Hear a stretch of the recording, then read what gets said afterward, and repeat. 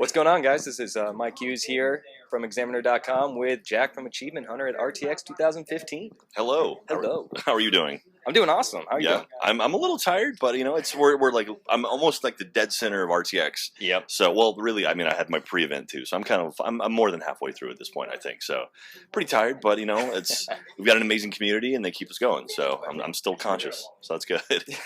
What's your favorite event been so far? Oh man, we had our panel this morning. Those are always a blast. I mean, anytime you can look out and see like 3,000 people looking back at you, it's fun, but it's also intimidating because it's like I have to be funny in front of all these people, and that's really scary. And so I usually let the other guys talk, and then I kind of just run it. So I'm like, all right, we have a question over here. We have a question over here. So, but actually, I just did a thing with Assassin's Creed on the center stage, showing off Assassin's Creed Syndicate, the brand new one coming out. And so talking with like the product manager from the game, and it's like, oh, this is really, like he's like one of the top 3 guys on the game. And it's like, this is a game I've been playing for 5-6 years now, and actually get a chance to discuss this brand new title with these guys. It's kind of cool, and that's kind of the stuff where you don't really, that's something I didn't, years ago, if you'd have told me that, I'd be like, no, I'm not going to, that'll never happen. Right. So here I am now, talking in front of an audience about a brand new game that's not out yet, and getting to see some cool stuff. So that's fun. That's great. Yeah. So like you said, you've been very busy already this weekend. You had that go-kart that you guys had earlier. So can you tell us a little bit about that? Yeah, absolutely. So K1 Speed is a go-kart place here in town, and my buddy Joel from Rooster Teeth and I, we love going go-karting. And so last year I was like, hey, we've got this big, this big conference coming up, and before that I would love to do some kind of like charity event, like a race event, and they were down with it. And so last year we did 8 till midnight, and it was go-karts, and we sold out at 8:05. So I was like, oh, so this year we did 4 till midnight, and we sold out at 7.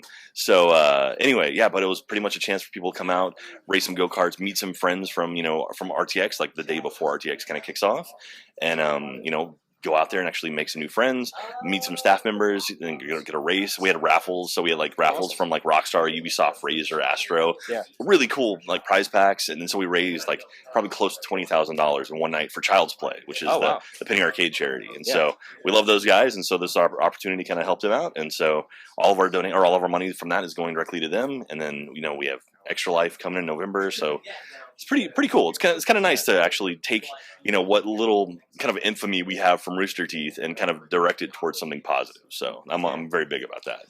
Exactly, and you guys do a lot of volunteer work and fundraising in that regard. Why do you think that's so important for a company like Rooster Teeth and Achievement Hunter? Well, I mean, for the company, I don't even know, but I mean, as far as like a company perspective, I don't think of it that way. I think of it as like a karma perspective. Like we have this platform where lots and lots of people are watching us, and it's like, what? Why not take advantage of it and show that gamers who watch our stuff, they're doing it for the right reasons. Like they're good people and they're raising money to actually help children, and so to actually have the chance to kind of be the spearhead of that is pretty badass. And so we can bring 5,000 people together to watch a live stream for 24 hours and raise almost like over $250,000, almost $500,000 last year in a 24-hour span.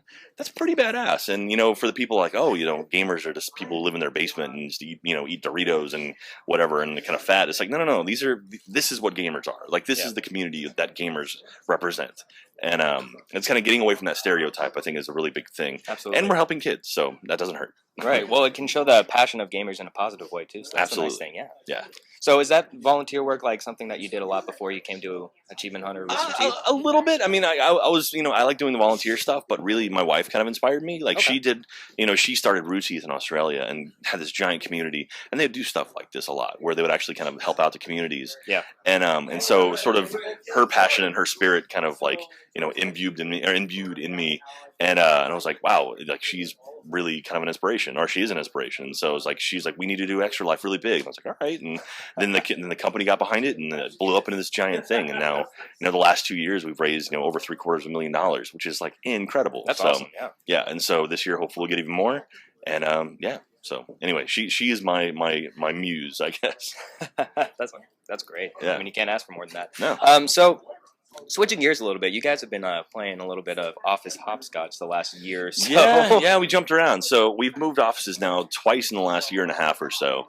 We moved from, like, the entire company moved from our south location, which we just outgrew. It was one of those deals where when I've been around for, this is my fourth or fifth office now. we were downtown, and we were like, well, we got this big area. I was like, okay, this is gonna be great. We're gonna have so much space. We're gonna live there for like 5 years. And then we were there for about a year and a half, and I was like, okay, we're already starting to fill it. And then another year and a half, I was like, okay, we have to move. And then we worked with the Austin Film Society and got one of our hangars downtown. And so we moved, and we had a lot of space, and we got there, and about 3 months later, we're like, we are already full. And so, you know, Achievement Hunter, we had our space, and we started growing. Like, we came in with Achievement Hunter, and we had maybe, I think, 6 or 7 of us at the time. Right. And now we're up to like 13 or 14. And so we started growing. And so now we had to move Achievement Hunter from the main building to another building. So we've got a bigger space. So we have 2 kind of identical size spaces. One for sort of the talent, like, you know, the people you see on the camera, and then all of our support team, which is just as important. All of our editors, all of our back-end guys, community guys. And so it's been interesting, but it's kind of fun to kind of reset everything and be like, all right, how can we do the setup better than we did the last one? Because for the most part, it's, you know, you set up the office and then you don't touch it. That's the idea, at least. So yeah, it's so this one so far is going pretty well, and I think we're about I would say 90% there. You know, we're almost completely moved in. A couple boxes left, but it's all good. So, in terms of the staff kind of growth in the last few years, is that something that you and Jeff envisioned for Achievement Hunter when you first kind of started doing things? Not really. I mean, like, I'm employee number 9 for all of Rooster Teeth, and I think we're up to about 120 full-time employees now, which is insanity. Yep.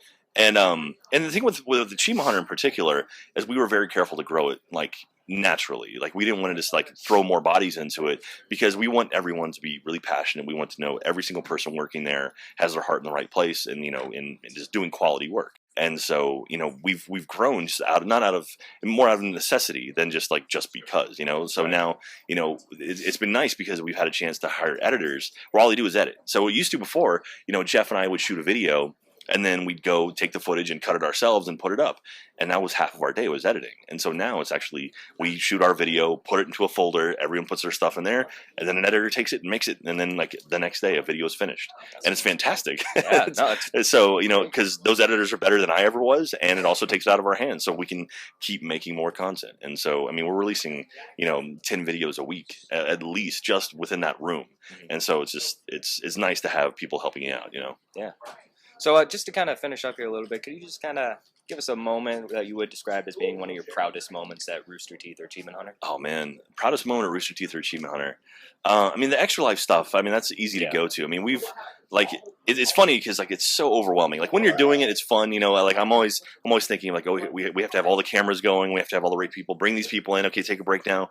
And, like, as soon as it ends, like, when we hit that 24 hours, it's like this flood of emotions hits me. It's happened the last 2 times. And I'm just like, I can't help it, because it's like you stop and then you look up and you're like, oh my God, we just raised, you know, $400,000 in 24 hours. And it's like, holy crap, this community is insane. And it's just like, to try to hold that back is like, oh, and so I mean that's fantastic. But really, I mean, RTX 1 coming out on stage with all those people, like, and it was like, oh my God, this group of fans actually is here. They came to Austin to come see us live. It's they like, do care. Yeah, and then Let's Play Live earlier in the year. That was like my baby. That was the thing that I had an idea for last RTX.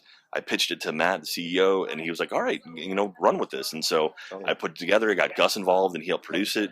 And then, you know, within 6 months, we had this live show on in a theater that real bands play, like real talent goes and plays. And so that was kind of cool to actually put this thing together, and it worked, and it came off really well, and people who went had a really good time. And so that was pretty cool. And that was neat to have something go from, you know, from my stupid brain to like on stage in front of 2,000 people. So that was fun too. Nice. Well, thank you so much, Zach. Absolutely. I appreciate you taking time to talk to us. Again, this has been Mike Hughes here at RTX 2015 with Examiner.com, talking to Jack from Achievement Hunter. So we'll see you guys next time. Later.